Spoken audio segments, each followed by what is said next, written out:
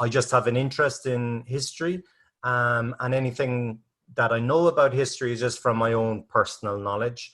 I don't have an academic background in it, but it's just a nice way to maybe practice your English and, you know, find out a little bit about where you're going to be living. So that's the point of this conversation. Okay, so anyway, we'll get started. So maybe a lot of you haven't been in Cork City yet. What you can see in the screen here on the first slide, a history of Cork, is that's Patrick Street. As you can see, it's a very, very wide street. It originally was a river. So the River Lee that goes through Cork today, it breaks up into two branches. So we have the north branch of the Lee and the south branch of the Lee. So before that, before modern times, there were other branches that were going through the city centre. So the city centre of Cork was broken up into a lot of different islands. So Patrick Street was one of the channels in which the River Lee passed through.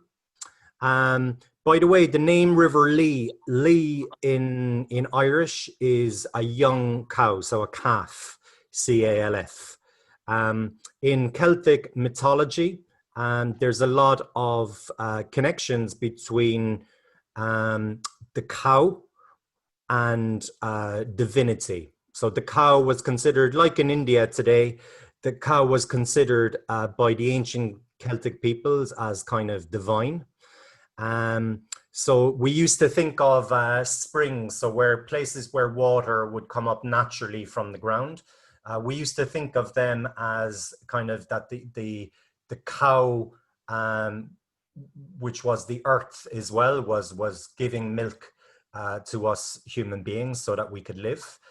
So there are a lot of rivers in Ireland which are associated with cows or with cow deities. So there's a river in Leinster, just to the north of Dublin, called the River Boyne. There's a famous archaeological site there called Brú na Bóinne, or Newgrange. And so Boyne was the goddess of cows. Okay, and the word for cow today in modern Irish is bow, so bow, boing. So yeah, there's a lot of sort of mythology associated with this ancient cow goddess. And if you're surprised about the similarities between modern Hindu culture and ancient Celtic culture, you shouldn't be, because both of those peoples are Indo-European. So there are many common factors between the various Indo-European peoples. The people who speak the Hindi languages in the north of India, they would be Indo-European, as well as the people who speak Farsi in modern-day Iran, and Russian, the Latinate languages such as French, Spanish, Portuguese, Catalan, Romanian, etc., as well as the Greek languages, the languages like Russian, the Germanic languages that English is a part of, and then Celtic. So they're all sort of various daughters of the original Indo-European language, Proto-Indo-European. So there are some connections between ancient Celtic culture, which influences Ireland still today, and the culture that they have in India, in northern India. So some of the gods as well are connected with one another. For example, there is a god I know, well, in Celtic mythology. By the way, guys, if you want to stop me and ask me a question, please feel free to do so. I welcome any questions at any time. But there's a goddess, the goddess of the winter. Her name was Anchailach, and she has an equivalent in the modern day Hindu pantheon, and it's Kali. It's spelled K-I, or sorry, K-A-L-I. So there are a few other gods that you can sort of link up between the Hindu gods and the Celtic gods, but also the Germanic gods and the Greco-Roman gods as well. So in the same way, you know, that in the Greco-Roman tradition, you have Eros or what's Cupid. Cupid is the Latin version of Eros.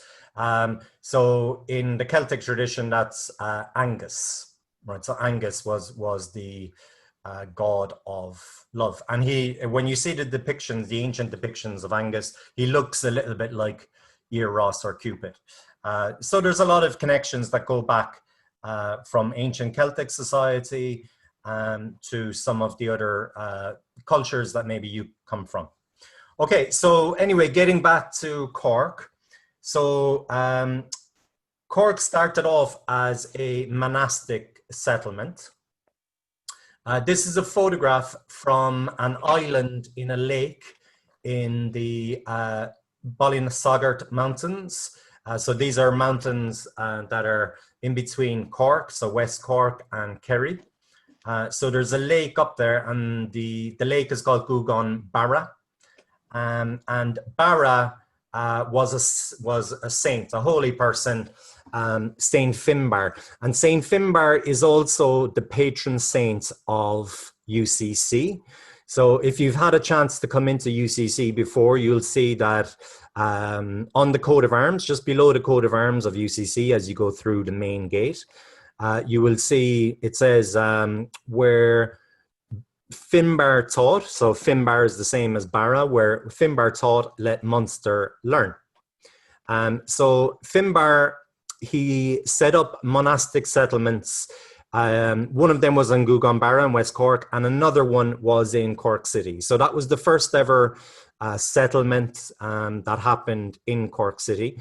And even though the photograph that you see in the picture, right, that's a modern photograph, and that's not in Cork City, that's in West Cork, as I said, in Gugan Barra. But you can imagine Cork City, when it was founded by Saint Finbarr, this is in the 500s AD, that it was, or the 6th century AD, the 500s AD, Cork would have looked something like this. You know, it would have been a series of islands surrounded by water.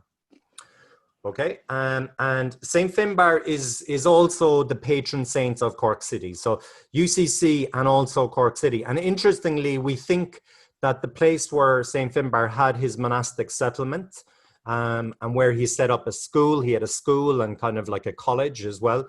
And Ireland during the 6th, 7th, 8th, 9th centuries was very famous for its learning. It was known as the land of saints and scholars, and a lot of students from all over Europe came to study in Ireland at this time.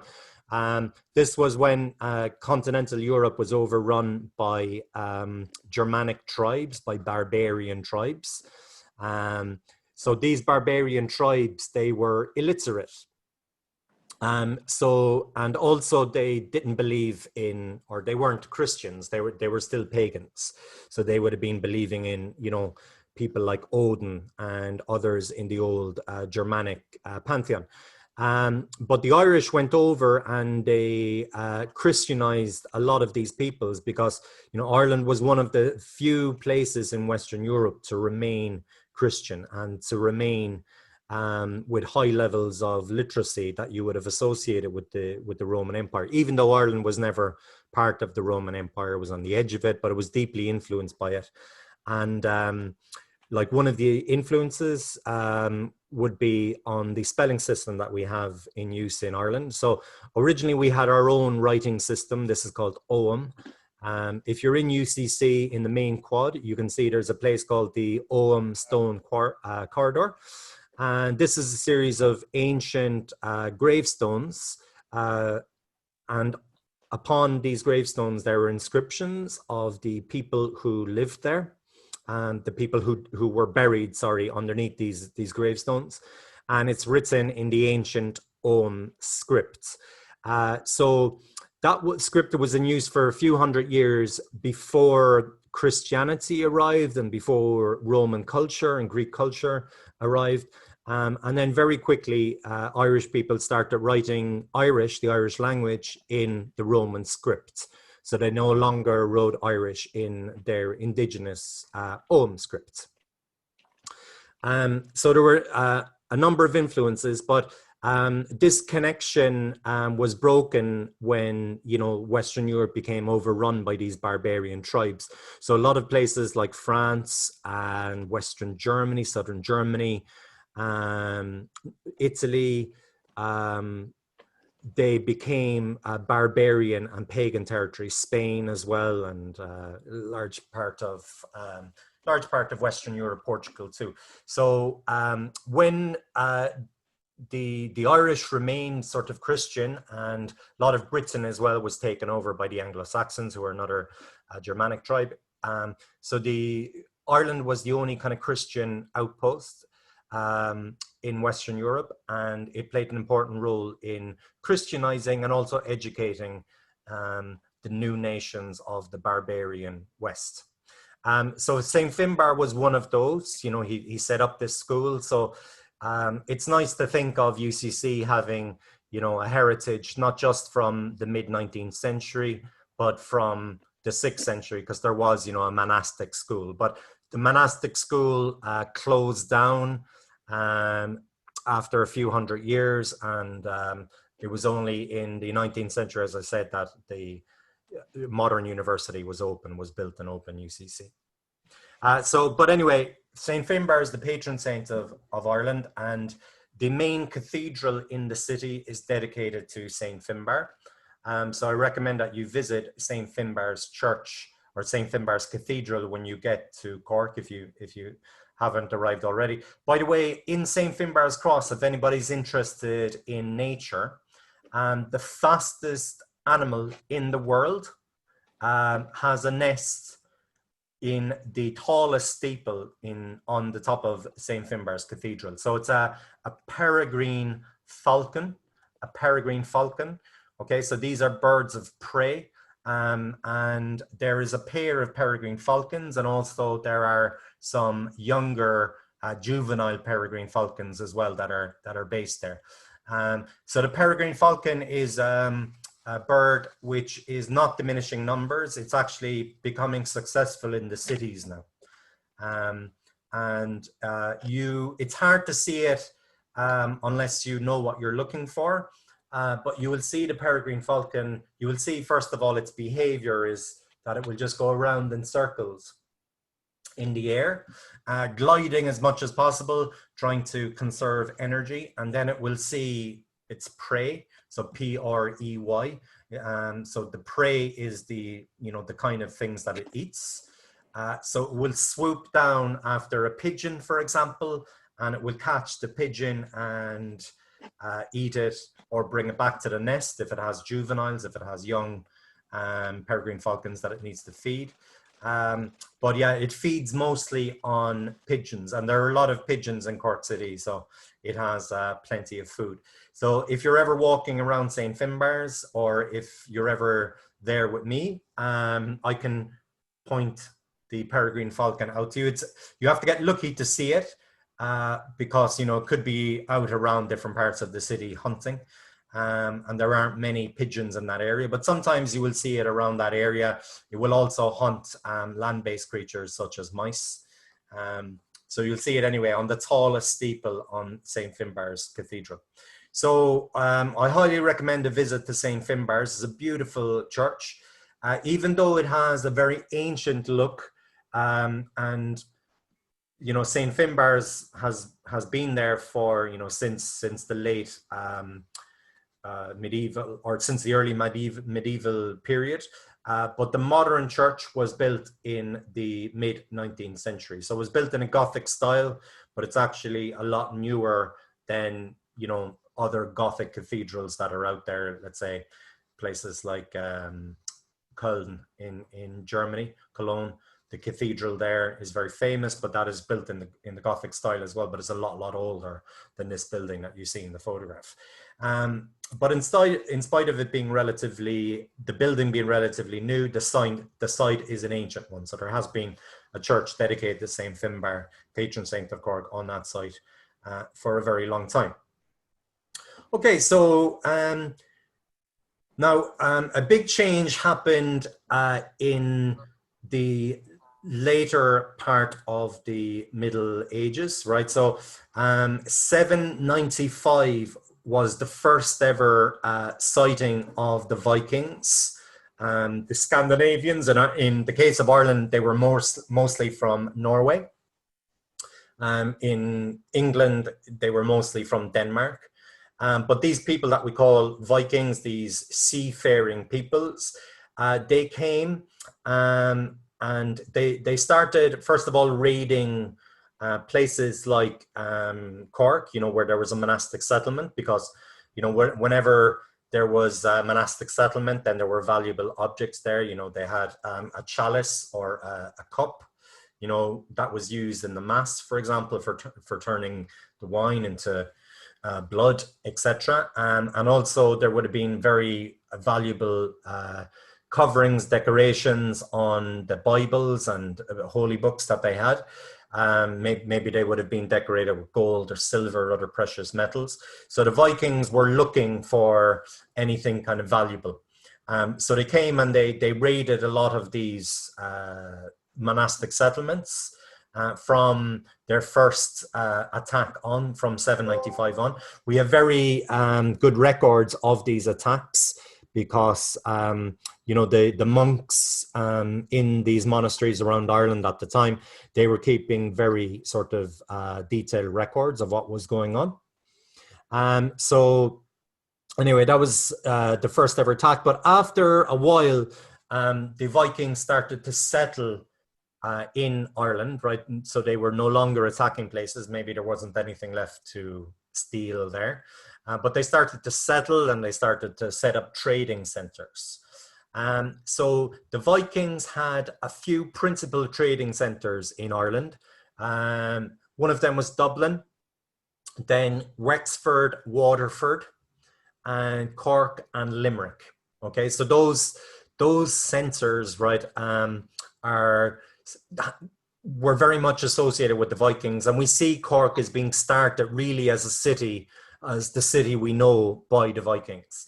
I know that I said that St. Finbarr started a settlement and built a school here, but really, when the main sort of, a few of the main streets that we can recognize were built, was by the Vikings, and their principal sort of era of power was, well, when they started, was circa 915 to 922, as you can see here.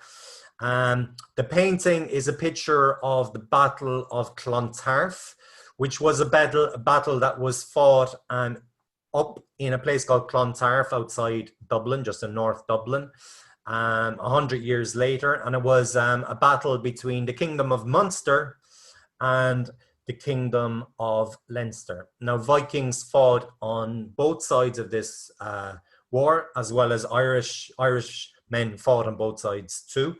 But it ended up that Munster won the day. So it meant that, Munster was the most powerful kingdom within Ireland. And whichever was the most powerful kingdom was the one that chose the High King of Ireland. So the king was based in Munster, was based in a place called Cashel, which is in County Tipperary. You can still visit the castle there. And the king who defeated the Leinster forces, the forces of Dublin and the east side of Ireland, was Brian Boru. So that's where he was based. Unfortunately, he himself was killed in the battle by a Viking. We still remember the name of the Viking. Also his son and his grandson were killed. So the royal line was destroyed, unfortunately, after the battle. So it was a kind of a Pyrrhic victory, if you like. for the Kingdom of Munster. But in the national story of Ireland, sometimes the Battle of Clontarf is depicted as a struggle between Viking Ireland and Gaelic Ireland, or Irish-speaking Ireland.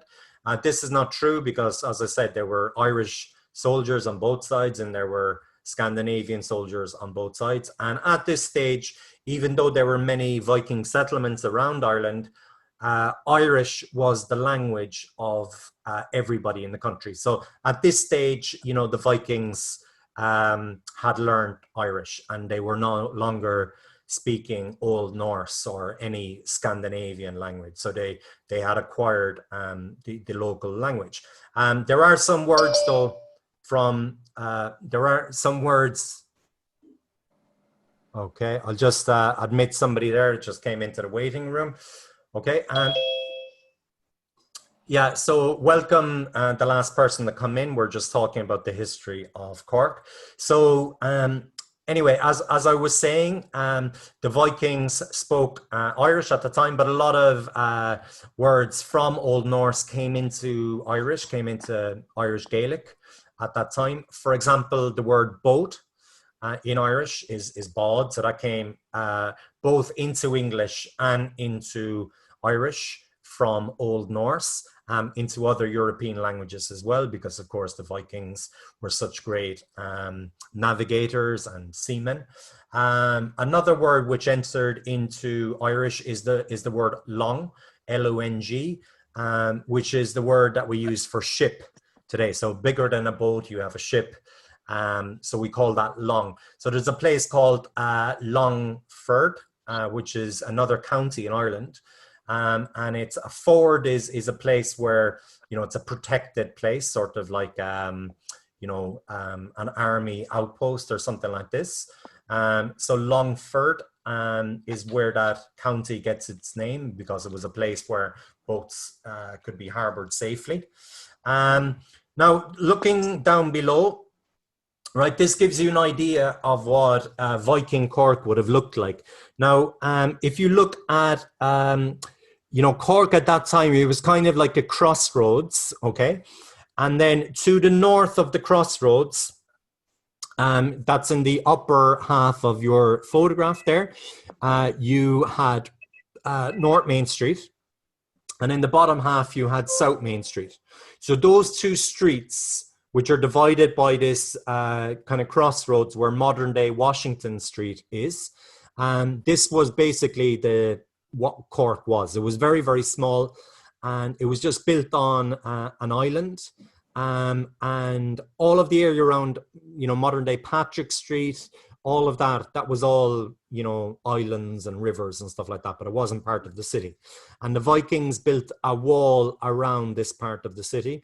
And the Vikings could bring their boats inside the wall as well. So it was a long fort as well.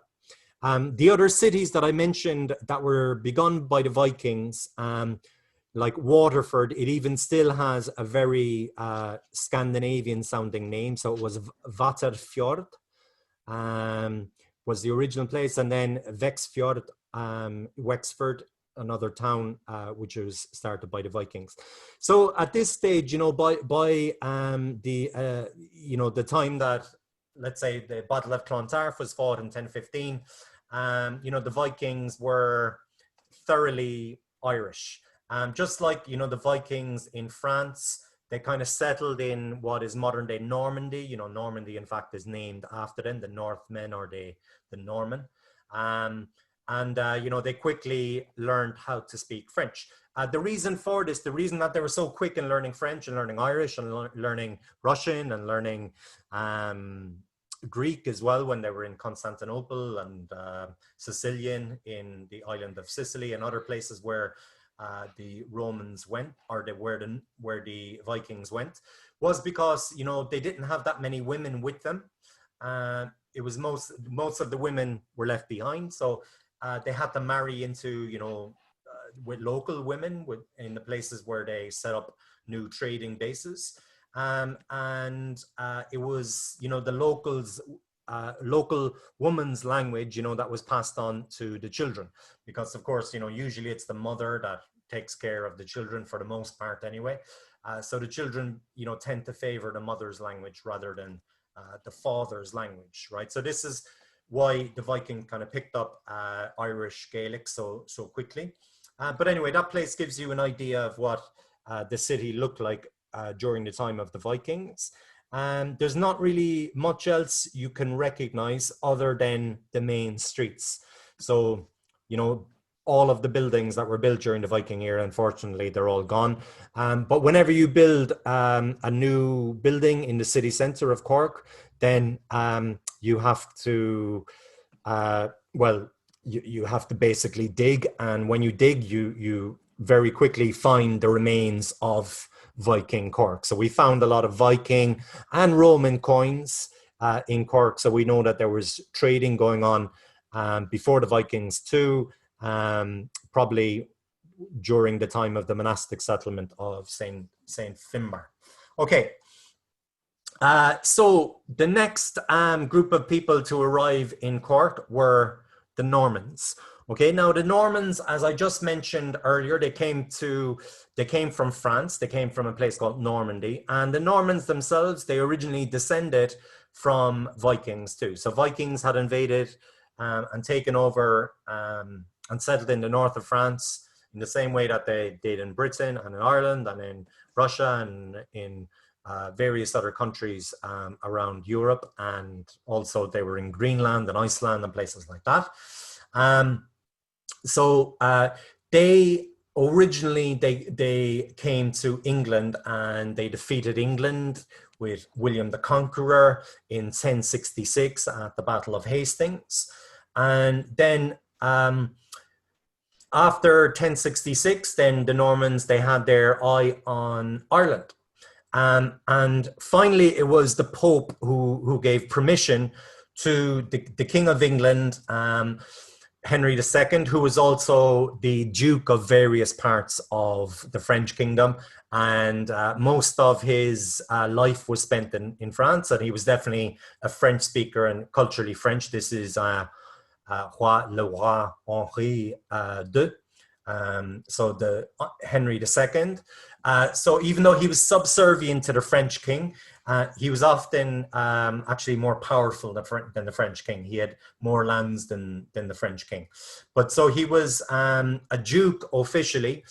This is second only to a king in France. And he also held territory in Flanders, in modern day Belgium, and down to the border with Spain and Catalonia as well. So he held a lot of territory. So this is Henry II. And it was Henry II who eventually invaded Ireland. Now, why did this happen? In this picture, you can see two people getting married, right? So there's a person called Strongbow on the left-hand side who's in silhouette, right? So his nickname is Strongbow, or his name originally was Richard de Clare, so Richard de Clare. Richard de Clare, we call him in English. So he was a French-speaking knight from Wales, from southern Wales. Now, how did he end up getting married to the daughter of the King of Leinster? So remember, I told you about, the rivalry between the King of Munster, the King of Leinster. Also, there was a King of Connaught and Ulster. So these kingdoms were constantly fighting with one another. But what happened was that Dermot MacMurrough, right, who was the King of Leinster, he fell in love with the wife of the King of Munster, Rory O'Connor. So he went and he kidnapped Rory O'Connor's wife, and he brought her back and, made her his wife, but they didn't get married. So she was kind of his concubine. So anyway, Rory, of course, the King of Munster, was not happy with this, and he waged war against the Kingdom of Leinster, and he won that war. And Dermot MacMurrough then, had lost his kingdom. So he went over to Henry, over in France, to Angers, and he asked Henry for help getting his kingdom back. And Henry said, absolutely fine. Let me just call a few people. Let me just call my boss.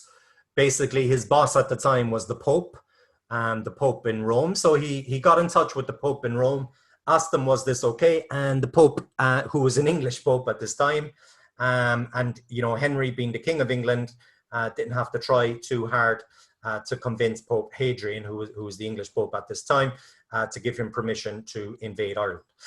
So he went over and he came back to France, you know, after seeing the Pope, and then he got in touch with MacMurrough, the King of Leinster, or the ex-King of Leinster at this stage. And he said, look, what you can do is you can go and you can raise an army amongst my knights, and you can go over and you can take over the kingdom.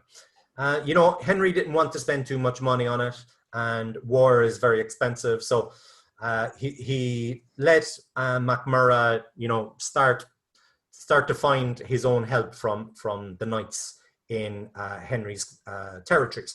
So Henry traveled all around France and Flanders and England and Wales, the various territories held by Henry II, and nobody wanted to help him. Eventually found somebody in Wales, Richard de Clare, or Strongbow, who again was a French speaker.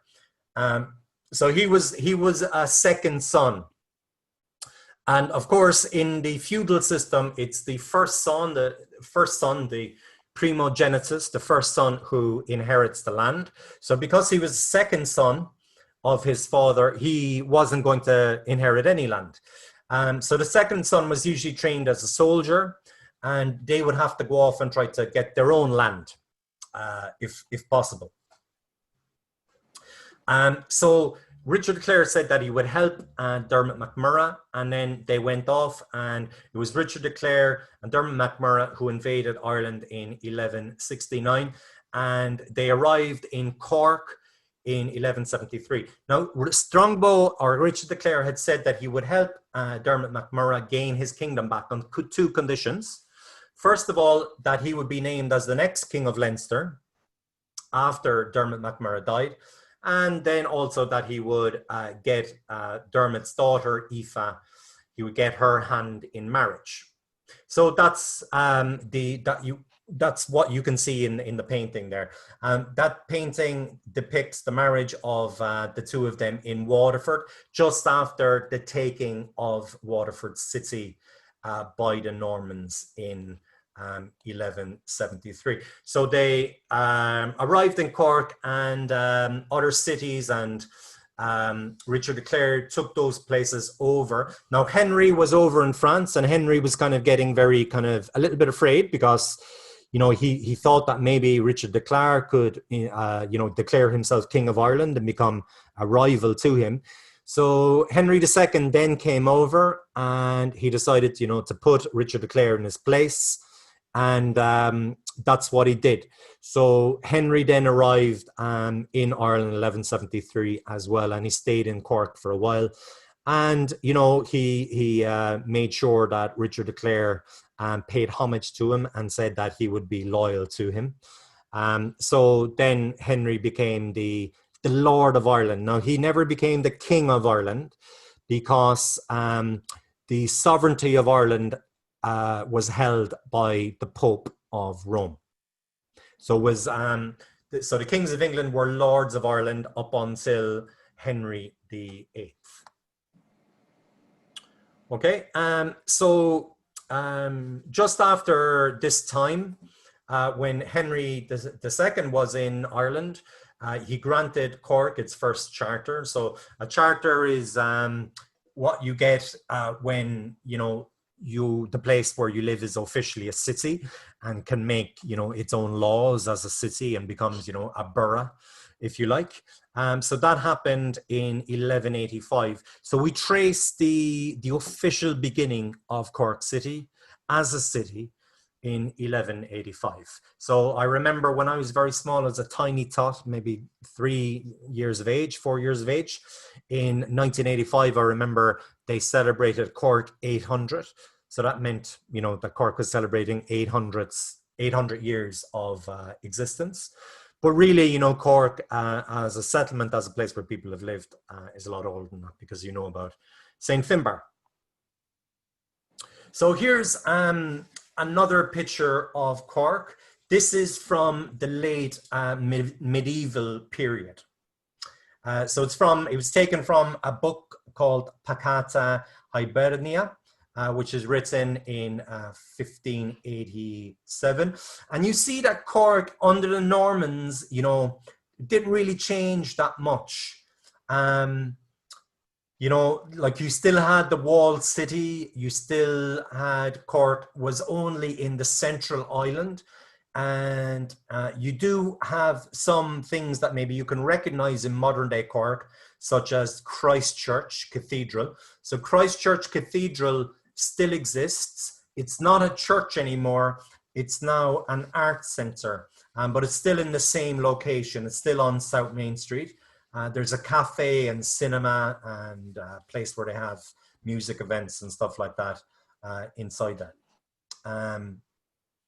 So it's an art center now, as I say. And you see that in the bottom of the photograph, you have two towers.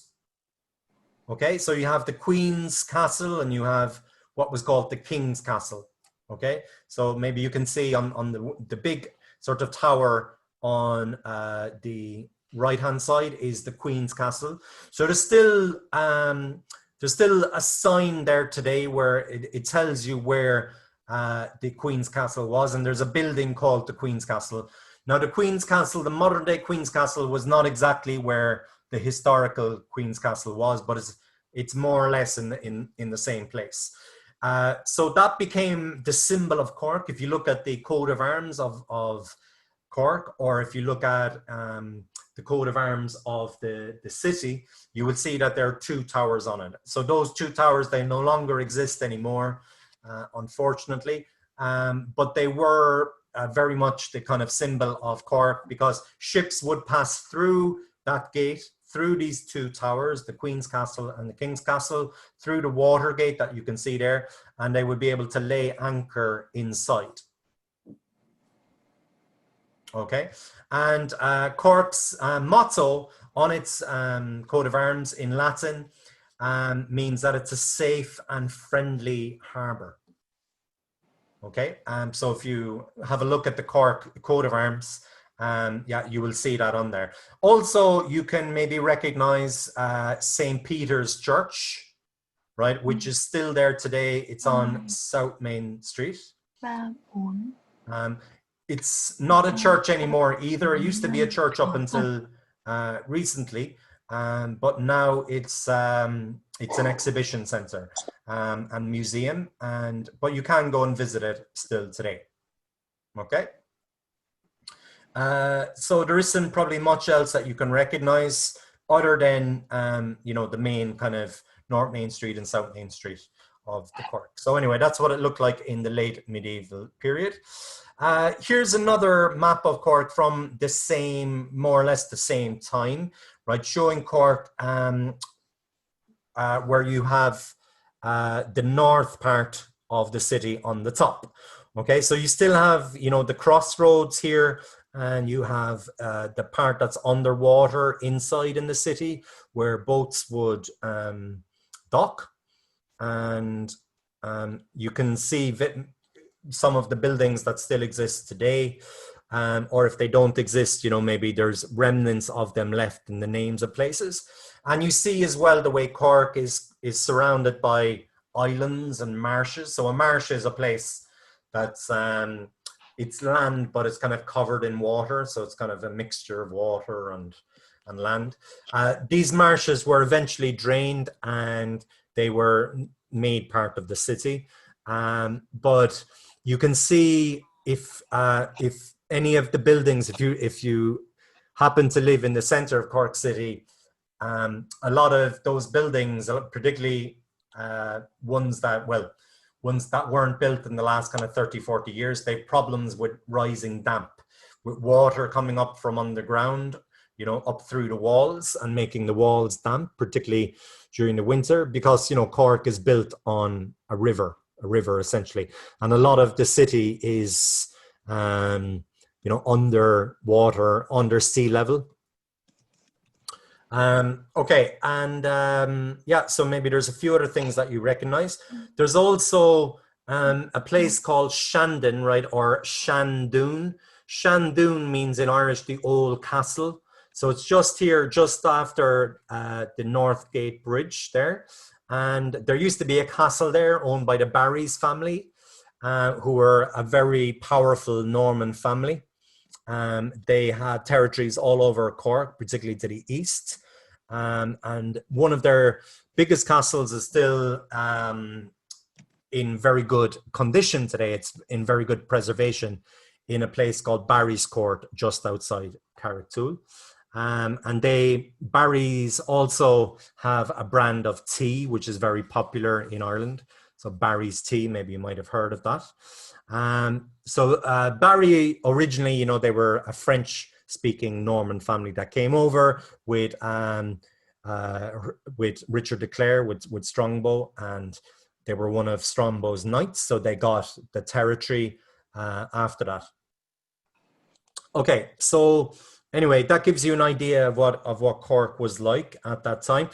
You probably can't see it very well, but maybe you can see it says St. Barry's Cathedral there and steeple right under the white kind of thing there where I put Cork. Right, that's where St. Finbarr's church was. So St. Barry's is the same as St. Finbarr's.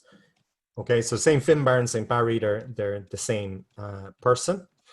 Okay, and yeah, so anyway, right, Cork was a Norman stronghold. Okay, but if you look at this map here of Ireland, you know, Henry II and Richard de Clare, they didn't really conquer Ireland. They conquered a part of it. Now, they were especially powerful around Dublin, right? So this area around Dublin is known as the Pale. So Pale was an old word for fence, and there was literally a fence that was going around Dublin to keep the wild Irish out, the Irish barbarians or savages as they looked at them as, to keep them out of Dublin. Then they did control to a certain extent the earldom of Kildare and the earldom of Ormond. But all of the green areas that you can see in Ireland, that territory was controlled by the old Gaelic Taoiseach or chieftains. Okay, so, you know, Gaelic Ireland was still, you know, more powerful. So there were, you know, they were always in the English settlements in the cities. They were always worried about attacks from the Gaelic peoples who were living around the cities. So that's why, you know, their walls had to be so big and powerful, you know, to make sure that they kept the Irish Gaelic peoples out. Now, this is a quotation taken from, well, you can click on the link. I'll give you a link to the PowerPoint presentation. You can click on the link to see the original source. But this is from a contemporary source in the 16th century, describing Cork on a visit. I can't remember who it was off the top of my head, but you can click on the link to figure out who originally wrote this. But they describe Cork as an outpost of old English culture, by that meaning Norman, in the midst of a predominantly hostile Celtic countryside and cut off from the English government in the Pale around Dublin.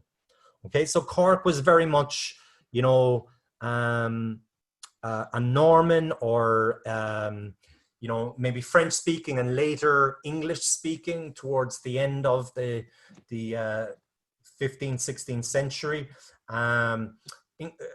So French or English speaking center surrounded by a Gaelic speaking land. Okay, so it was very much an outpost.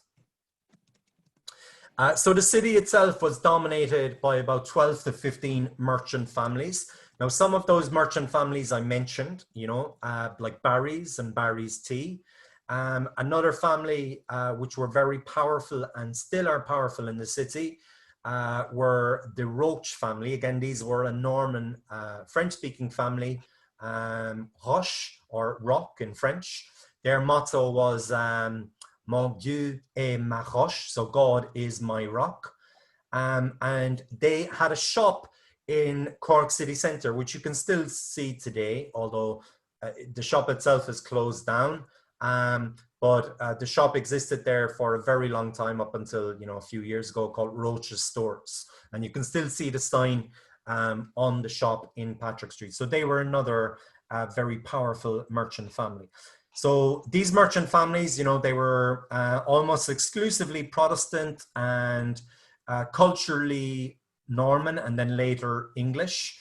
There was an Elizabethan conquest of the city in the later part of the 16th century, so the late 1500s, early 17th century, early 1600s under Queen Elizabeth. And that was the start of the kind of Anglification of Ireland. So, French would have been spoken by people of Norman extraction. Now, those Normans who lived out in the countryside would have acquired Irish, and would have been, that would have become their native language. Those in the cities would have slowly acquired English, because, the cities were based on, their economy was based on trading with the other English settlements. So they would have spoken mostly English, by, let's say, the end of the 16th century. So it was dominated anyway, medieval Cork, by 12 to 15 merchant families whose wealth came from overseas trade with continental Europe. In particular, the export of wool and hides. So hides are from animals, animal skins. Wool is from sheep. And the import of salt, iron, and wine. So even though, it was a hostile Celtic or Gaelic environment around Cork City, they were trading with them, because, you couldn't get the wool from the city. You had to get it from the... Right, there's somebody else joining there. That's what that beep was. So, yeah, is somebody else joining there? I'll just go on to the waiting room there for a minute. No, it doesn't look like it. Let me... Yeah, I think that's everybody. Okay, so anyway, so Cork became, a very important export center, and Cork is still a very important export center. It became more important as the 16th, 17th, and 18th centuries went on, particularly any time that Britain was at war. Cork, because, it's surrounded by very good agricultural land, where there's a lot of dairy farming, there's a lot of beef farming, there's a lot of sheep farming. It was very, very good for food, for things like spiced beef, for things like butter, for things like cheese, which were very important. Like butter lasts, for a long time. So does cheese outside of the fridge. So these were very important, for example, for the British Navy. So Cork increasingly became important for that. And you can find out some of the history from that aspect of Cork in the Butter Museum. And there were even, butter was so important in the city that the price for world butter was set in Cork City, in where the butter market is. It's now the Firkin Crane Arts Centre in Shandon, and it's the site of the Butter Museum as well. So I recommend that you visit that. Maybe we could organise a trip to go there at one point. So anyway, in 1349, the Black Death came to Cork. So the Black Death was, similar to kind of the times that we're living in today, although this was a lot more deadly. The death rate was higher than with coronavirus. So the Black Death came, and its mortality rate was about 25%. Maybe, the sanitation levels and also nutrition was, nowhere near as good as it was today. So if people got sick with this bubonic plague, then their chances of surviving were pretty limited. And this bubonic plague, it spread a lot faster in urban areas. So most of the Normans and the English, they lived in the urban areas. So the urban areas, experienced much more devastating results from the Black Death than the Gaelic areas in the countryside and in the smaller towns. So Cork became very weak. So did the other cities in Ireland, which were dominated by the English crown at this time. So also Irish Gaelic speakers started moving into these territories because they were needed, to fulfill the jobs that had been done by, people who had died during the Black Death.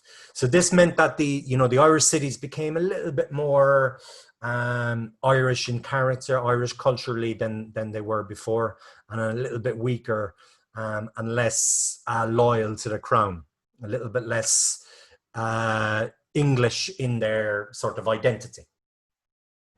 Okay, so you see this is a painting from Cork, all of these coffins being brought outside the city and being buried, by the people. And, the levels of death were huge. It's estimated that across Europe, it could have been, somewhere between 25 to 50, 60% of the population were extinguished by the Black Death. So it would have been totally devastating for people who were alive at the time. So another character came to Cork at this time. His name was Perkin Warbeck.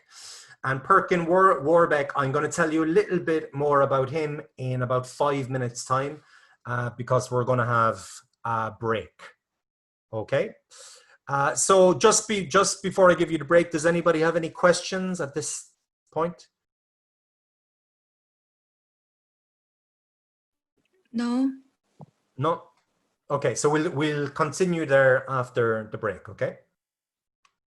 Okay.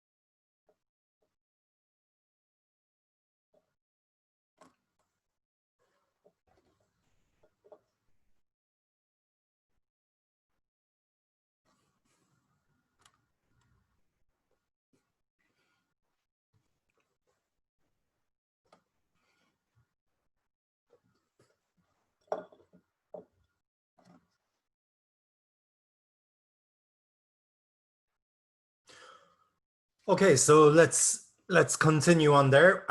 Feel free, by the way, guys, to stop me, if there's anything you want to ask about. So anyway, um, I mentioned Perkin Warbeck. Now, something happened right in England in the century before, so in the 15th century. This was the War of the Roses. So the War of the Roses was a war for the throne of England between two different branches of the royal family. So the two different branches, first of all, you had the House of York, and then you had the House of Lancaster. So both of these houses, they had a rival claimant on the throne. Now, eventually, a guy by the name of Richard III, he became King of England. And in order to ensure that he was now the de facto King of England, he took the sons of his rival that he had killed from the other house, and he imprisoned them in the Tower of London. Now, it's a mystery. It's one of history's mysteries what happened to these two princes. They're known as the princes in the Tower. But most historians think that they were murdered. And recently, two bodies were found in the Tower of London, and these are supposedly the princes that were killed. Now, they were just children at the time. I think maybe 10 and 12 years of age or something like that. But Richard considered them to be threats, that they could, become king, and that, by killing them, it ensured the safety of his throne. So anyway, because there was no evidence of what happened to them, there was an opportunity for somebody to appear and claim that they were actually one of these princes in the Tower, that they'd escaped and they had survived. So Perkin Warbeck came to Cork from the continent, from, I think, Holland, and he claimed to be the pretender to the throne. He claimed to be the legitimate King of England. And he started to try to raise an army in Cork. So Cork was playing an important part in the events that were happening in England and in the War of the Roses there. Eventually, Warbeck, he didn't really manage to do much. He didn't really manage to start that, to raise an army, and he was eventually caught and killed. He didn't last very long. Now, I was talking about Gaelic Ireland before, right? So even though, nominally the King of England was the Lord of Ireland, in actuality, it was just around Dublin and a couple of other urban centres where the King of England had any power at all. So the rest of Ireland was, Gaelic speaking. So 99% of the people in the country spoke Irish Gaelic, and the country was a Gaelic speaking place. So yeah, and that was in spite of 330 years of foreign rule, but they only really ruled Dublin, Cork, Waterford, and a couple of other of the cities, and that was it. So Ireland itself, the main territory, was controlled by old Gaelic families. So you can see here, if we scroll in, you can see that each of these different colors, represents territory that was held by old Gaelic families. Now you see some of the Norman families, like, you had the Barry family, you had the Roach family, who were Norman families, but these families, at this stage, at the end of the 16th century, they spoke Irish, they felt Irish. Their ancestors had been born in Ireland, for hundreds and hundreds of years. So they were just as Gaelic as anybody else. In fact, we have a saying about them that they were níos Gaelí ná na Gael iad hain. So more Irish than the Irish themselves. So that included, families as well, like Fitzmaurice over in North Kerry, and in the earldom of Ormond, the Purcell family and the Fitzgerald family and the Nugent family and the Plunkett family. These were all Norman families. They had been French speaking when they came over first, but then they acquired Irish pretty soon afterwards, and they were Irish speaking definitely up until this period that we're talking about, towards the end of the 1500s, towards the end of the 16th century. So at the end of the 16th century, really, there was this was a watershed moment for Ireland. This marked the end of Gaelic Ireland as a political power, and the beginning of the kind of English-speaking and Anglicized Ireland. Okay, so just to give you an idea of one of these families, I mentioned the Barry family. Okay, so they were very powerful in Cork City and in Cork County, as you can see, originally Norman. You can see that on their coat of arms, you have Boots en avant. So that's their motto, meaning strive forward, or to push forward in French. And in the background, you can see a picture of Barry's Court, which is their main residence, which is in Carrigtwohill, in modern day Ireland. So it's in very, very good preservation, and you can visit that castle when you're here. It's only about 15 minutes by train from Cork City.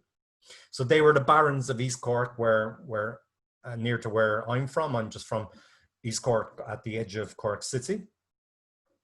So it was very much, Cork was very much an English outpost surrounded by native Irish outlaws.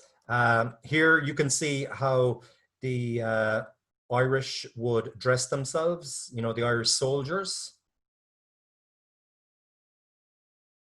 Okay. And then here's another picture of how the Irish would dress around this time. So here's another description by a guy called Maxwell. Well, it was quoted in Maxwell in his 1923 book on page 368, but it was from an older source. And it said that people in Cork were so encumbered with evil neighbours, the Irish outlaws, that they were fain to watch their gates hourly. So they were fain to watch their gates hourly means that they had to watch their gates at all times, right? So they were so surrounded by evil neighbours, by the Gaelic Irish, that they had to watch their gates, their walls at all times.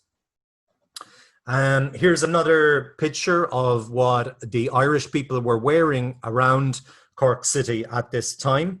And maybe some of them that were in the city as well, now that, a lot of the the native Normans, native English people in Cork City had died during the Black Death. Here's another quotation from the same book. They do not trust the country adjoining them. So they do not trust the people in the countryside, and only marry within their own. So they only marry other people from the city, so that the whole city is linked to each other in affinity. So they're all cousins of one another. So the start of the end of Gaelic Ireland really happened during the Tudor conquest. So this was a long conquest that started under Henry VIII. Henry VIII was the British monarch who broke the link between England and the Catholic Church. He started the Church of England, and he made himself the head of the Church of England, defender of the faith. You know, people in Ireland didn't want to become Protestant. They wanted to stay Catholic. Henry, of course, didn't agree with this, so he had to go to war against the Irish. So this war took a long time. You know, it took 63 years, as you can see. You know, you had Henry's son, Edward VIII, and then you had Elizabeth, his daughter, coming to the throne. And at the end of Elizabeth's reign in 1603, you know, the Gaelic Irish really had lost a great deal of their own land. So you can see in this picture here, you can see these are colonizations that start to happen from this period on. So Mary the First, she started a plantation in what is now County Laois and Offaly here. Queen's County and King's County was known as. Okay, then you had other plantations, as you can see, from Elizabeth I, right in Northern Ireland, and there was a private plantation in the east of Ulster, right? So this is the reason why, you know, Ulster, or at least Eastern Ulster, is much more sympathetic to the British Crown than is the southern part of Ireland, because they were completely colonized by the English, and there were Scottish as well. Now, there was a plantation in Munster, but this plantation was not a success at all. It was a disaster, really. Very few people came over, and also the plantations in the Midlands weren't very successful either. The most successful plantation was the one in the north.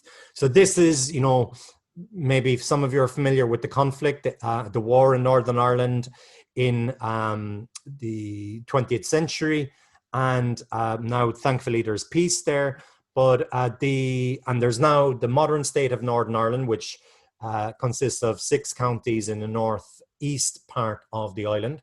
These parts were the part that were the most successful in terms of their colonization by the English and Scottish settlers, and they were the ones that, you know, are most loyal to the United Kingdom today. So they're called loyalists or unionists today. Now there are still they still needed Irish people on that land, because they needed Irish people to do the jobs that nobody else wanted to do. They needed Irish people, Irish Catholics, to do, you know, the jobs of carrying water from the well to people's houses, doing all the menial jobs, you know, agricultural work and things like that. So yeah, a lot of that still needed to be done. So anyway, this is the sort of the imprint of the establishment of Northern Ireland as a separate state, which is part of the United Kingdom and is still part of the United Kingdom today. So it descends from this colonization that happened, principally the one that was established under James I in 1609. Okay, so and this is really the ending, you know, of Gaelic power in Ireland, the Battle of Kinsale. Gaelic Ireland, you know, couldn't really defeat England on its own. It always needed help from an outsider. Around this time, you know, Spain was the great international enemy of England. So the Irish Gaelic chieftains, they sought help from the Spanish crown. The Spanish crown sent Spanish troops to Ireland. They were supposed to arrive in the north, where Irish forces were at their most powerful under King or the Duke of Tyrone, the Earl of Tyrone, sorry, Hugh O'Neill, or A. E. Nail, as he's known as in Irish. But unfortunately, their navigation slipped up a little bit and they arrived in Kinsale in Cork. So then O'Neill had to march, along with O'Donnell and other Taoiseach, had to march his forces in the dead of winter. It was around Christmas time, the end of December. In 1601, he had to march them down to Kinsale to try to join up with the Spanish forces.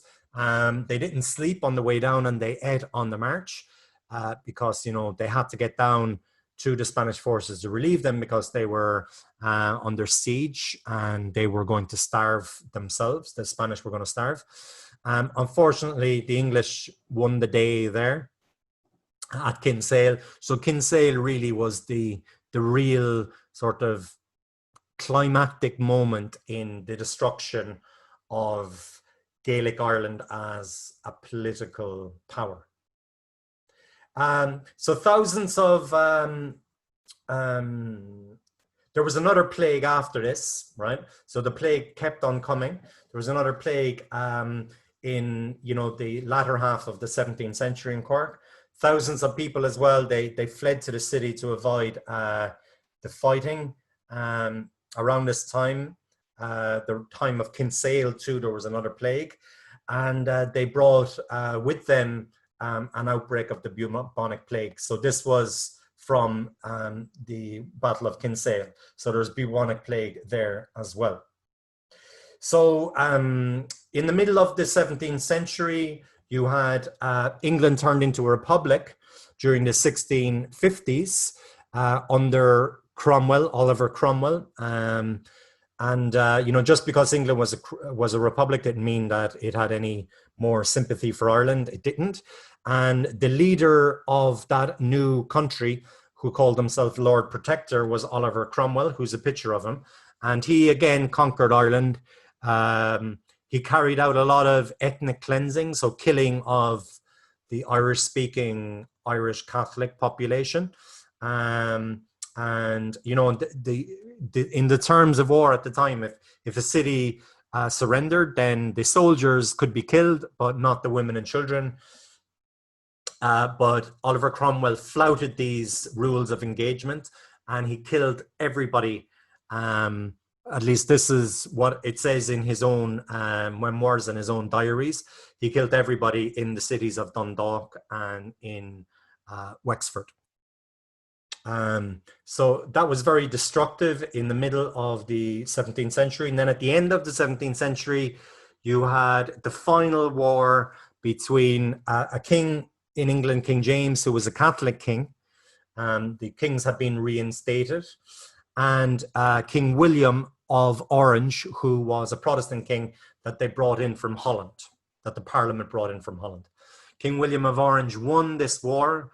The Battle of the Boyne was the decisive moment in 1690. And the Battle of the Boyne is still celebrated every year on the 12th of July in the loyalist areas, so the areas that are most sympathetic to the British Crown in Ulster. Every summer they do marches, and these marches are very controversial because often they march through the nationalist areas or the Irish Catholic areas. So the 17th century was a disastrous century for Ireland and for Cork. And, you know, at the end of that century, land ownership had completely transferred. So the Irish no longer owned their own land, they rented their land. And the rent that they were paying was 3 times higher, so 3 times as much as the rent for similar territory, similar territory in England. So if you had, you know, 20 acres in England, you would be, you know, paying, let's say, £2 a year for this land. For the same quality of land in Ireland and the same size of land, again 6 acres, you would be paying £6. So you'd be paying 3 times as much. So from this time on, the main preoccupation of the Irish people was to make enough money to pay their rent. So the Catholics did not own their land anymore. Okay, so you see land distribution before Cromwell. Okay, so you see that, the plantations had their effect, but there was still a large part of the island, which is green, where, you had the Irish owning their land. But this completely changed after Cromwell. And now you see that the land that was owned by the Irish, where the majority of the land was owned by the Irish, was in the west of the country only. Now the land in this part of Ireland is very rocky or boggy or mountainous, or it's full of lakes. So the land is no use for farming. So the English weren't really interested in it. And then, the rest of the land was given to the soldiers of Cromwell's forces. So yeah, and then counties reserved for adventurers and army. Adventurers, again, are, people who were colonizers coming from England. So yeah, so Cork County, you can see that, the land was now owned by the soldiers and the ancestors of the soldiers of Cromwell. Okay, so Cork played a role in these Williamite wars in 1690, in the same year as the Battle of the Boyne. There was the Siege of Cork. So King William besieged Cork. That's a picture. King William himself was there. And then there was also Lord Montgomery, who was the military leader of the campaign. There's a street named after him in Cork. And the walls that were around Cork City were destroyed during the siege. Also, when they were renovating, or when they were building the new St. Finbarr's Cathedral, they found a cannonball in the steeple of the old St. Finbarr's Church. So this cannonball dated from 1690, and the cannonball was there because the Irish, or the people who are protecting the siege city of Cork, were trying to fight back with guns up in the tower. So the Williamite forces started to launch cannonballs at them with their cannons, and that's how they were. That's how that cannonball ended up there in the steeple of St. Finbarr's. That cannonball you can still see. You can now see in St. Finbarr's, in the back of St. Finbarr's, you can see the cannonball itself. Okay, here's also in the Grand Parade, or Shroud on Chapel Bui, as we call it in Irish, the street of the Golden Horse. There was a statue of King George upon a horse in gold, or at least gold plated, on that street. So the Grand Parade is the English name for it, and they have a cannon there from that Williamite siege. And the place just behind it is Bishop Lucy Park, or the Peace Park. You can see some of the sections of the old walls of Cork before they were destroyed in 1690 by Williamite forces. And when they were designing or building the People's Park there, or Bishop Lucy Park, they brought in some archaeologists to examine the area under the wall, and they found a lot of cannonballs there as well, and damage that had been caused to the walls by the cannonballs. So anyway, this cannon dates from that time, dates from that war, and it was used in Cork City for hundreds of years afterwards, from 1690, to moor boats, because the street upon which it resides is now paved over, but it did have a river flowing on it as well. Around this time, we started to get new visitors from different parts of Europe. There were French Protestants called the Huguenots or the Huguenots, so French Calvinists who were being persecuted in their own country. Some of you might have heard of Saint Bartholomew's Day massacre in France. So they started to come to countries which were sympathetic to people of the Protestant faith. So one of these places was Cork. So a lot of these French-speaking Huguenots started to come to Cork.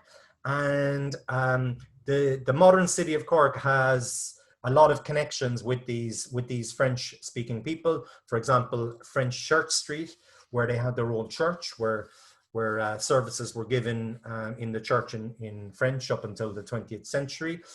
You also have a bar on Patrick Street, maybe that some of you know, called Le Château. So the castle, you know, was and it had a view of the Queen's old castle in Cork. And there's a few other places, Craney Lane, for example, which had a connection as well with the French Huguenots. French Huguenots came to places like Waterford as well, and they got involved in certain businesses in the city, such as baking. So a lot of the bakeries, you know, had sort of French influence up until modern times. So then the next stage that Cork went through is kind of neoclassical Cork, if you like. So here's a painting by a fella called John Butts, right, who was a painter. And this is painted from the north side of Cork in 1755. So you see that Cork is beginning to take on a modern character. You can see St. Anne's Church, or what's commonly called as Shandon Bells here. So this is one of the main kind of monuments of Cork, built in the early 18th century. And it has bells that you can go up and visit and ring. And up on the top, you get an amazing view of the old area of Shandon and of the north side of the city. Then you can see, you know, the River Lee down here, and you can see some of the boats moored in the River Lee. This is where the Opera House is. The picture doesn't give you a lot of detail, but that's where the Cork Opera House is in the modern city. And you can see St. Finbarr's steeple as well off there in the distance.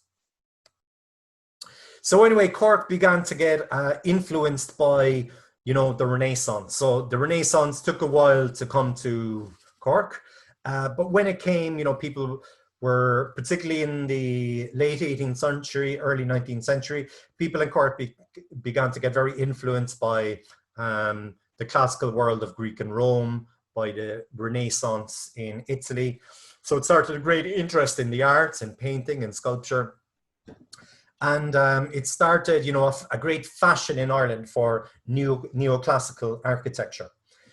So we have, you know, St. Anne's, Shandon, built at this time in the neoclassical style. The Customs House, which you can see in the picture, okay, which was where the boats would pay their taxes. And that was in the previous painting, that was here just down by the river. Okay, that's that kind of red building there. You know, you can't see it very clearly, but the boats would dock just there and they would pay their customs, they would pay their taxes on the goods that they were bringing into the city. And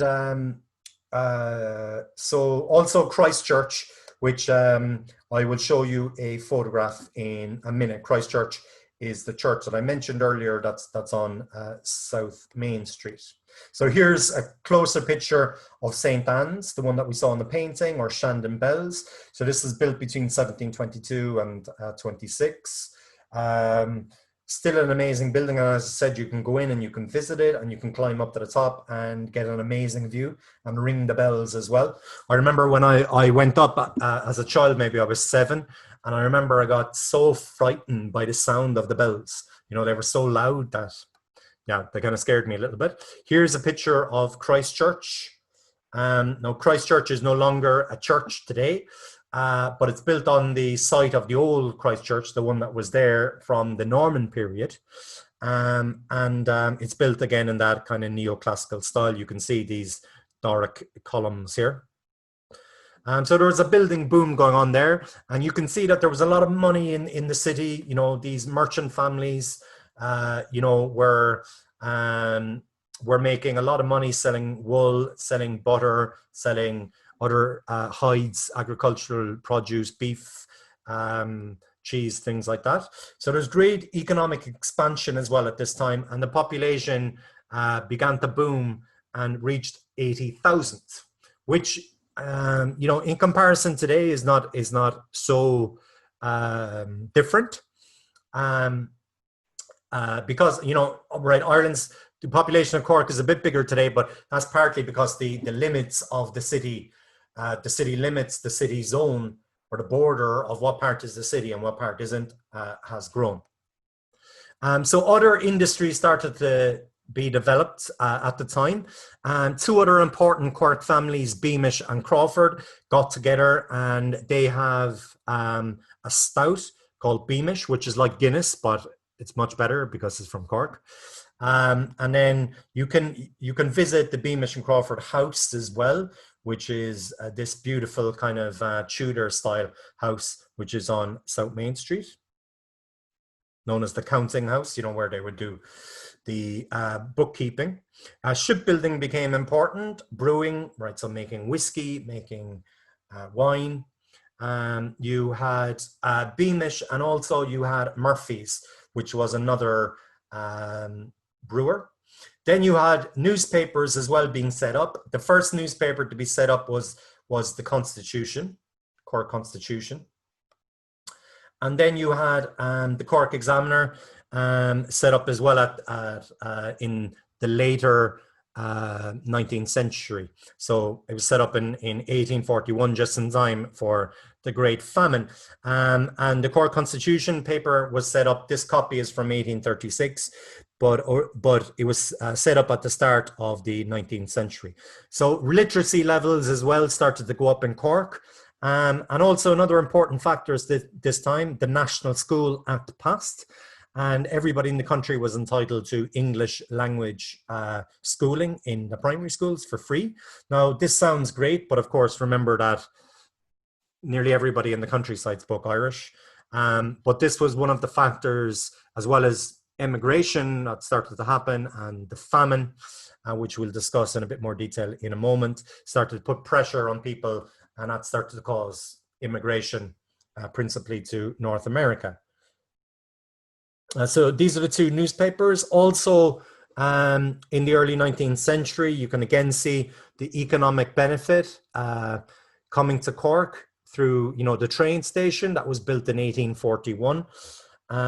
So the train station looks almost the same if you go in there today. This is the main platforms 5 and 6 in the train station in Cork City, where some of you may have been or may have arrived. Okay, and you know, also during the Napoleonic Wars, you know, Cork boomed because the British armies, you know, they needed to be fed. The British Navy needed to be fed. So, you know, butter, beef, spiced meats, cheese, all of these products were in great demand. Another building which was built around this time, again in the neoclassical style, is St. Mary's Church. Now, in 1829, the Act of Emancipation was passed in the British Parliament. This meant that it was no longer forbidden to practice the Catholic faith, and Catholics could practice their faith and go to Mass freely. So there was there were lots of kind of merchant families who were now Catholic as well, that were wealthy and that had made a lot of money during the Napoleonic Wars. So they started to invest that money in church building. So there was a great series of building of Catholic churches around Ireland at that time, in the 1830s and early 1840s. This is St. Patrick's Cathedral, or St. Patrick's Church. Sorry, it's not a cathedral. up on the lower Glanmire Road, just by the train station. Another beautiful classical building. You can see, right, Saint Mary's. Actually, what have I done? I think both of them are St. Patrick's, but St. Mary's looks very similar. No, that's St. Patrick's as well. Okay, so here's anyway another building that was built. This is where the theatre, the opera house was, or the theatre was. Unfortunately, this building burnt down in the 1950s, but this is where the opera house was. It was an opera house, a museum called the Athenaeum. So you can see, you know, the great influence of Greco-Roman culture at this time. Sculpture, you know, the university was opened in 1846. Prior to the university, in this building, in the Customs House, you know, they had the Cork Constitution, which was kind of the predecessor to the university, right? So Cork Constitution was in here. It was kind of a school of art and science and engineering. That happened in that building, and then that eventually grew and turned into University College Cork. Okay, so disaster struck then at the end of this period. So you had the Blight, the great famine happening. This is a painting that was painted by Daniel MacDonald of a family that just had been digging their potatoes, and they dig up the potatoes and they see that the potatoes are all covered in this black stuff, right, or blight. Okay, so this is kind of a bacterial infection that affected all of the potatoes. Now, the potato had originally been imported into the country from South America. It's native, you know, to the uplands of, you know, the Andes in South America.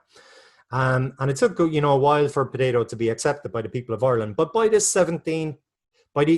18th century, and certainly the end of the 18th century, beginning of the 19th century, more and more people began to rely on the potato for their main source of calories and nourishment. And all of the other food that they would create on their land, that they would produce on their land, they had to sell that food to pay the rent. Remember, I was saying that the rents were so high. So, you know, potatoes are kind of superfoods because they have a load of calories, but also they're very nutritious. And you can survive and you can be quite healthy living on potatoes and buttermilk. Buttermilk is kind of the milk from the top of the barrel when you're making milk. You know, the kind of sweeter stuff. It's got a higher percentage of glucose in it. So this is milk that people weren't really interested in. They preferred the whiter milk with lactose in it. So the Irish people would, you know, they could afford to buy buttermilk. So sometimes they would be able to supplement their diets with buttermilk. But basically, 4 million people out of the 8.5 million people that were living in Ireland on the eve of the famine were surviving exclusively on the potato. 1845, the potato failed, but not all of it. So people were able to survive that year. But then they were relying on the potato harvest of the following year, which completely failed. And it meant that, you know, like 1 year people could survive. They could sell their clothes, they could sell the furniture in their house, they could sell farm implements and stuff like that to buy food to survive. But the second year of a bad harvest, they couldn't take that. So 1 million people died out of, you know, a population of just over 8 million in the winter of 1846-47. And another million people emigrated. They emigrated to the United States on what are called coffin ships. And, you know, the tickets were very, very cheap, and very, very few people survived on these coffin ships. Maybe the survival rate was, you know, maybe 15-20%, because there's very little food, very little nutrition on the coffin ships. You had to bring your own food, and there was a lot of disease and fevers going around. And when people had low levels of nutrition, you know, that made it even worse. Okay, so yeah, so this event, you know, the Great Famine, it changed the history of Ireland. So it made the country go from, you know, just over 8 million, maybe 8.5 million on the eve of the famine to, you know, being closer to 4.5 million towards the beginning of the 19th century.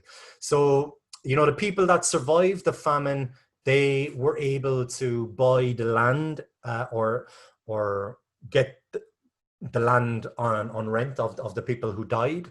And also, there was an organization set up called the Land League to put pressure on the English government to give the tenants a chance to buy their land, to get a mortgage on their land. So these mortgages happened, you know, after a very, very long struggle, after what we call the Land War. Michael David was one of the great leaders, and Charles Stewart Parnell of the Land League. And anyway, it meant that most ordinary Irish people in the last decade of the 19th century had the ability to buy their own land. So if you look at land ownership today in Ireland, you know, it's pretty evenly distributed in comparison to England and maybe some of the other countries around Europe, certainly England, where a lot of the land is still owned by big, huge landowners. Now, there was extreme poverty in Cork. You know, when people couldn't rely on the potato anymore in the countryside, you know, they started drifting in towards the cities.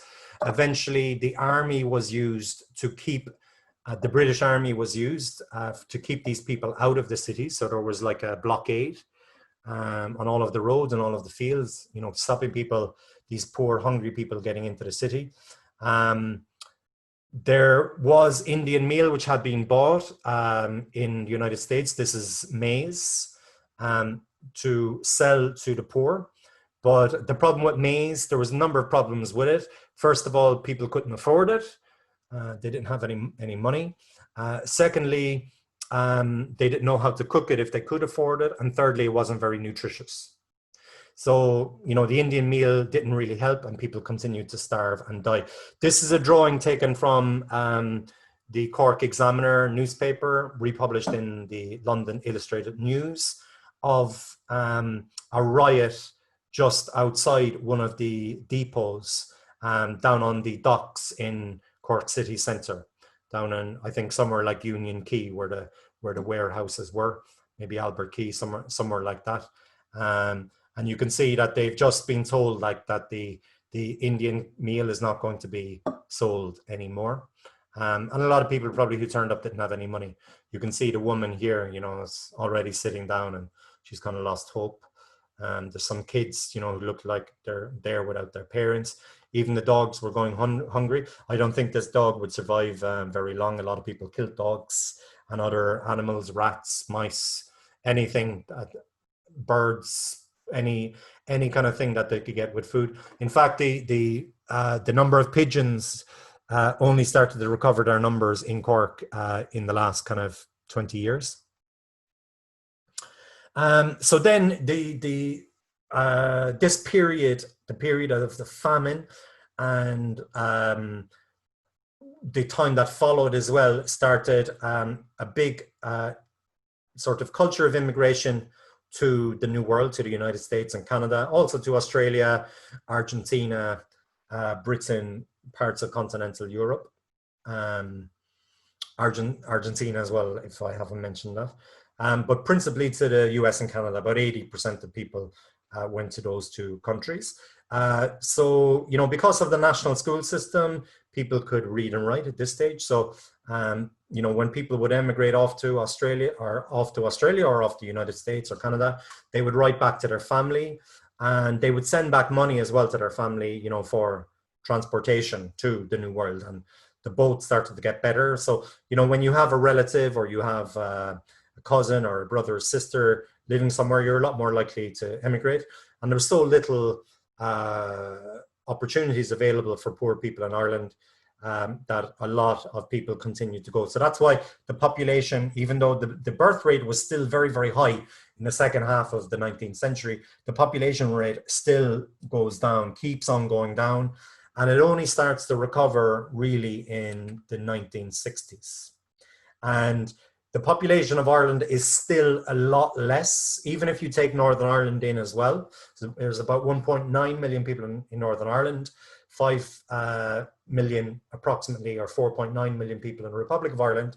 You know, if you want to be generous, like that's what, 6.8, 6.9 million people on the island of Ireland. You know, that's still a good, at least 1.5 million people fewer than were living in the country on the eve of the Great Famine. If you compare that to other countries, you know, in continental Europe at that time, you know, we should have a population maybe of 20 million, 30 million in Ireland today, had it not been for the famine and subsequent immigration. But this created this connection between Canada, between Australia and Ireland, that still remains today. And even you might have seen, I know United States isn't a very popular country at the moment, but you may have seen that the United States came out last week saying that if the British were going to break any of their legal obligations as regards the Good Friday Agreement in Northern Ireland. The Good Friday Agreement is the peace agreement between you know, that started peace in Northern Ireland between the two communities there, the nationalist community and the unionist community.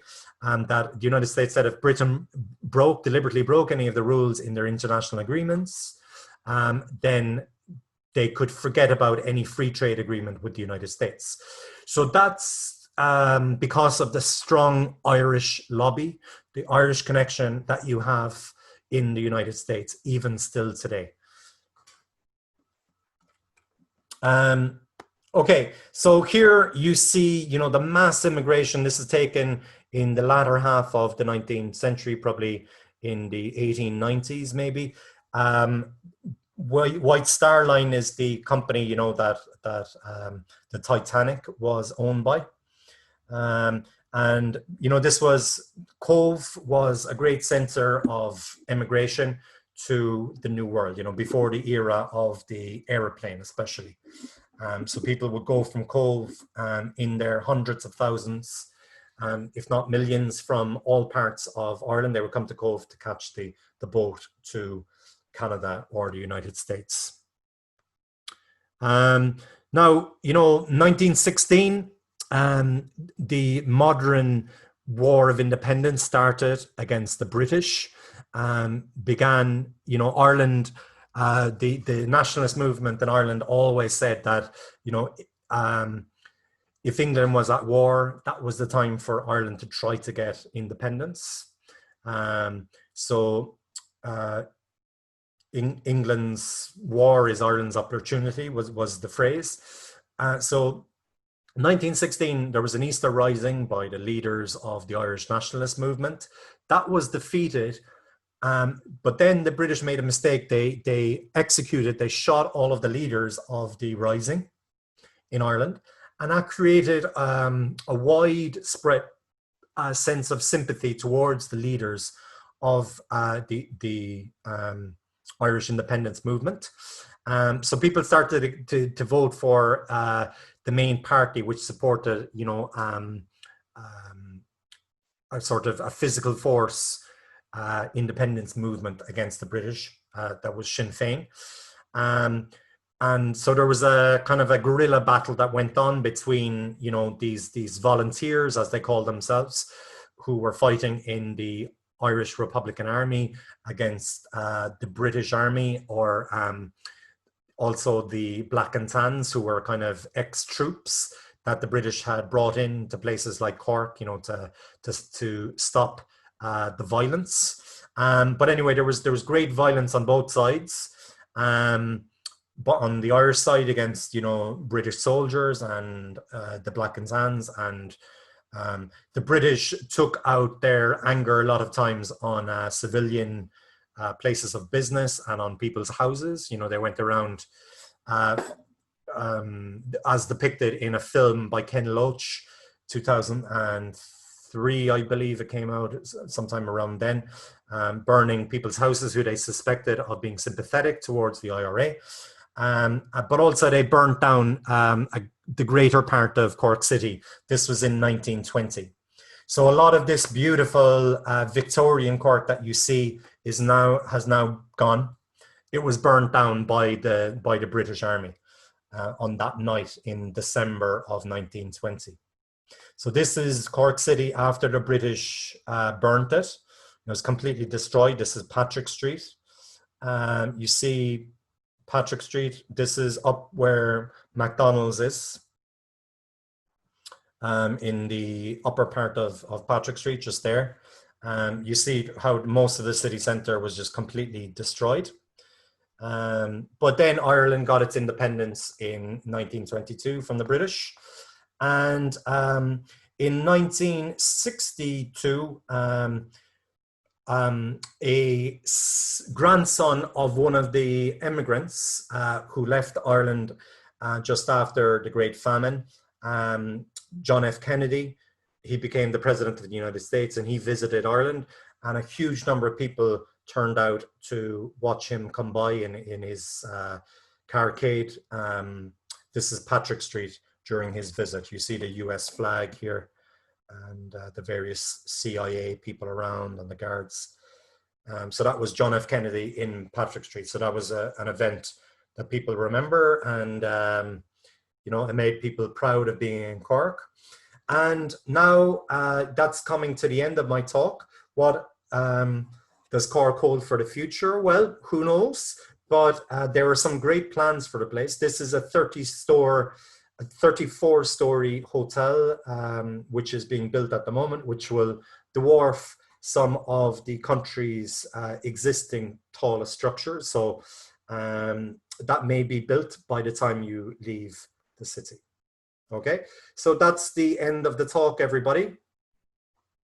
Just gonna turn off the sharing function, and I'll give you an opportunity to ask me any questions that you might have before we finish.